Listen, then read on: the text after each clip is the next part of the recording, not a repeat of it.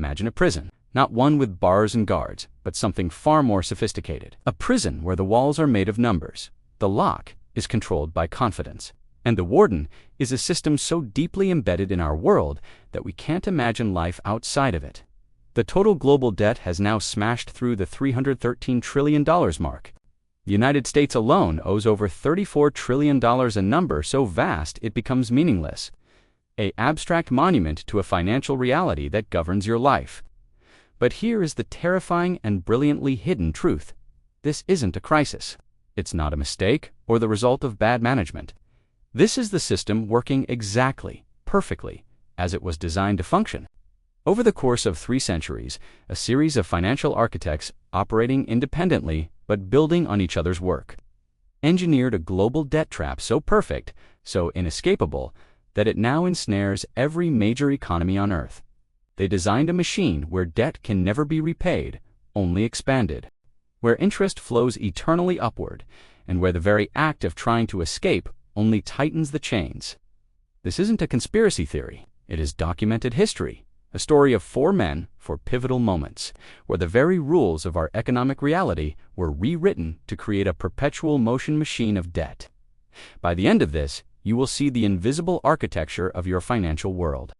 You will understand that the astronomical numbers you hear on the news are not a sign of impending doom, but a sign that the system is humming along perfectly, and you will finally comprehend the brilliant, terrifying, and inescapable trap we all live inside. Our story begins not in a boardroom, but on a battlefield. The year is 1694, and England is at war with France. King William III is desperate for cash. The royal treasury is empty. Taxes aren't covering the immense cost of war, and traditional lenders, wealthy nobles and merchants, are refusing new loans. England had a history of defaulting, and its credit was shot. Into this crisis stepped our first architect, a Scottish financier and schemer named William Paterson. Paterson was a man of big ideas and failed ventures, but he had one last world-changing proposal. He would gather a group of wealthy merchants and lend the government the then unimaginable sum of £1.2 million. But this was no ordinary loan. This was a financial revolution, disguised as a bailout. The principal, the £1.2 million, would never, ever be repaid.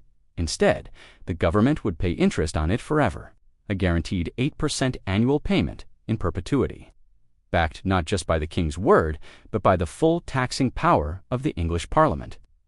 To manage this endless transaction, Paterson proposed a new institution, the Bank of England. The mechanics were diabolically clever. The merchants would give their gold to the bank. Teehee Bank would lend it to the government. The government would pay its annual interest from tax revenue, and the bank would pass that interest to the merchants. But the real stroke of genius was what the merchants received in return for their gold. These notes, backed by the government's perpetual IOU, were as good as gold. Even better, because they earned interest. They were a new form of money, created from debt itself. Paterson had turned a national liability into a tradable financial asset. Parliament, desperate for funds, approved the scheme. The money was raised, the war was funded, and for the first time in history, national debt was no longer a temporary problem to be solved. It was a permanent, structural feature of the state. The interest became a permanent charge on the taxpayer, a river of wealth flowing from the many to the few, forever. Paterson's model was so successful that it was soon copied across Europe. He died not particularly wealthy, but his legacy is the bedrock of our modern world. The concept of permanent sovereign debt, the first and most fundamental bar of the cage, had been forged. For over a century, the Paterson model churned along. Governments borrowed permanently, paying interest from taxes. But this system was still somewhat clunky. Loans were negotiated individually, and the market for government debt was limited to a small circle of the ultra-wealthy. It took our second architect, Nathan Rothschild, to industrialize the process and weave a global web from which no nation could break free. The Rothschild family, starting as money changers in Frankfurt, had by the early 1800s built the world's first truly international banking network, with brothers stationed in London, Paris, Frankfurt, Vienna, and Naples. This gave them an unprecedented advantage: speed of information and capital. Nathan Rothschild, the ruthless and brilliant strategist in London, used this network to dominate the market for government bonds, particularly those funding the British war effort against Napoleon. His innovation was to create a secondary market for sovereign debt. Instead of just lending to the government directly, he would buy up huge tranches of government bonds at a discount and then resell them piece by piece to a vast network of investors' pension funds, insurance companies, and other banks. He turned government IOUs into a liquid, tradable commodity. This had a profound consequence. It made sovereign debt so interconnected and widely held that a single default could trigger a catastrophic chain reaction across the entire European financial system. The famous legend of Nathan at the Battle of Waterloo illustrates his power. Using his superior courier network, he learned of Napoleon's defeat a full day before the news reached London. He immediately went to the trading floor and began furiously selling British government bonds. Other traders, seeing the great Rothschild dumping his holdings, panicked and assumed Britain had lost. They sold too, causing a crash in bond prices. Once prices had collapsed, Rothschild secretly began buying up every bond he could find at rock-bottom prices. And the official news of victory arrived the next day. Bond prices skyrocketed. Rothschild made a killing. But the real lesson wasn't the profit. It was the demonstration of control. He had manipulated the entire market through information and perception. By the 1820s, if a European government needed to borrow significant money, it went through the Rothschilds because they controlled the distribution network. They set the terms. The Rothschild innovation made default impossible not because governments were responsible, but because default would mean collapsing the entire international financial architecture. The debt trap was no longer just a single chain. It was a spider's web. If you touched one strand, the whole structure would tremble and potentially fall. Governments were now trapped, not just by their own promises, but by the interconnectedness of the entire system. By the dawn of the 20th century, the United States was an emerging economic powerhouse. But its financial system was still wild and unstable, prone to devastating panics. There was no central mechanism to manage the money supply or act as a lender of last resort. Our third architect, J.P. Morgan, was the man who would fix this, not for the public good, but to protect his own banking empire and institutionalize the debt trap on an infinite scale. The panic of 1907 was a classic bank run, threatening to topple the over-leveraged American financial system. Morgan, then the most powerful banker in the world, personally stepped in.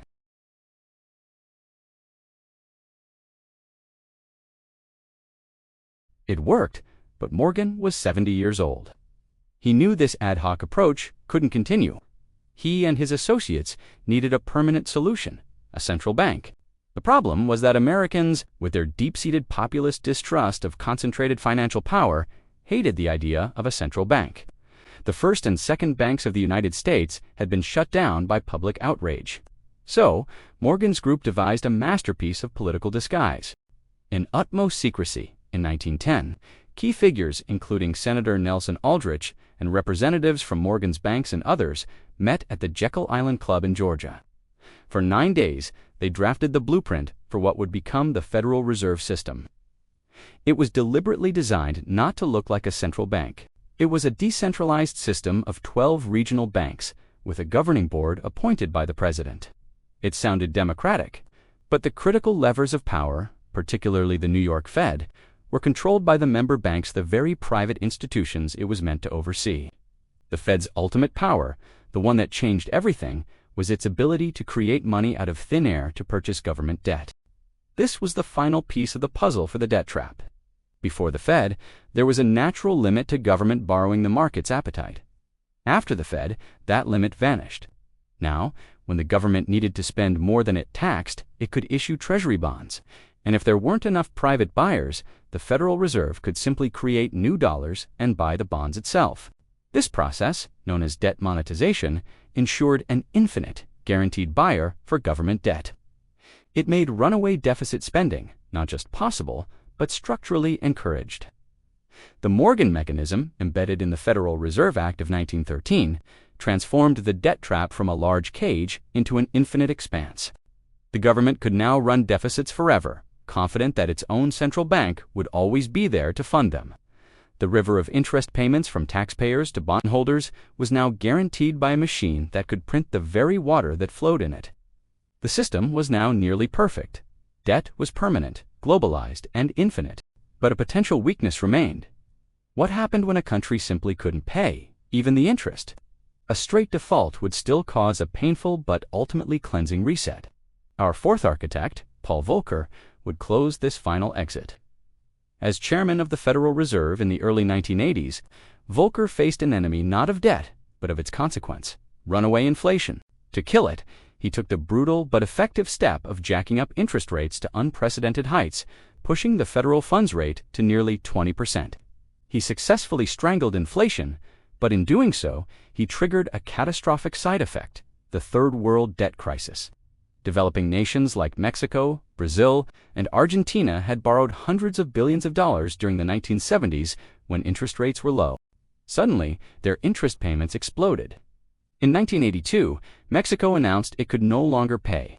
A cascade of defaults threatened to wipe out the giant American money center banks that had made these loans. This was the moment the system could have broken. But Volcker, in coordination with the International Monetary Fund (IMF), engineered a new kind of rescue. Instead of allowing a default that would force the banks to take their losses, the IMF would step in and lend the bankrupt countries just enough money to keep making their interest payments to the very same banks. These were structural adjustment loans, and they came with conditions so severe they were known as the Washington Consensus. Borrowing nations were forced to slash public spending on health, education, infrastructure, privatize state-owned industries, devalue their currencies, and open their markets to foreign corporations. Volcker's innovation was the debt restructuring. He realized you didn't need to let a country default. You could simply lend it more money to service the old debt, and in exchange, you could force it to surrender its economic sovereignty. The debt was never forgiven. It was made permanent and used as a lever to dictate national policy. The country remained trapped, its people suffering under austerity, all to ensure the interest payments never stopped flowing to the creditors in New York and London. We have seen this Volcker trap spring shut again and again in the Latin American crises of the 80s and 90s. In Greece in 2010, in the endless cycles of bailouts for Argentina. It is the final brutal mechanism that ensures there is no escape, even when the debt becomes mathematically unpayable. So, how does this four-part machine the Patterson perpetuity, the Rothschild web, the Morgan money machine, and the Volcker vice operate today? Let's look at the U.S. debt of $34 trillion. It's not a single loan from a single entity. It's a complex ecosystem.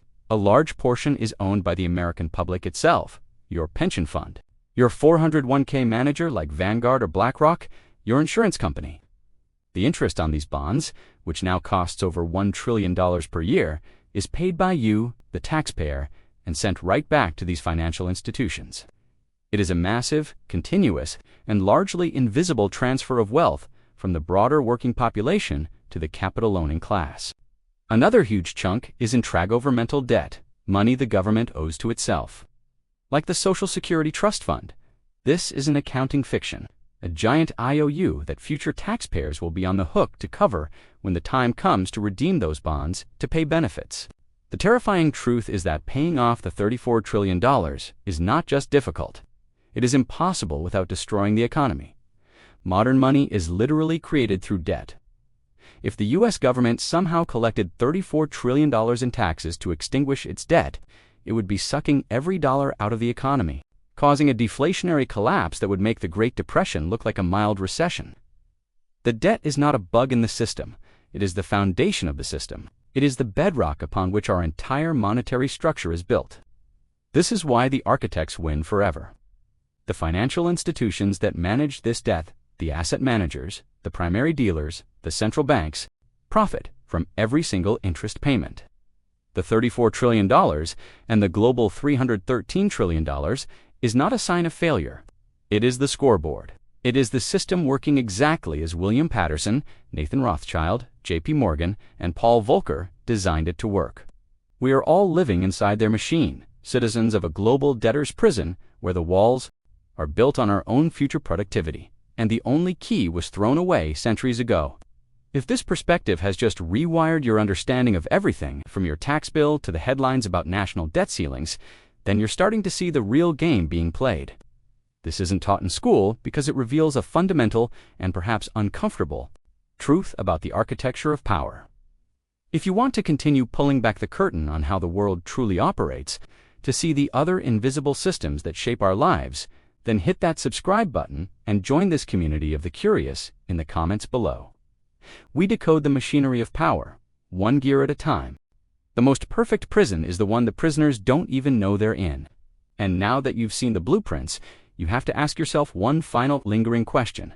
In a world built on perpetual debt, are we the citizens, or are we ultimately just the collateral?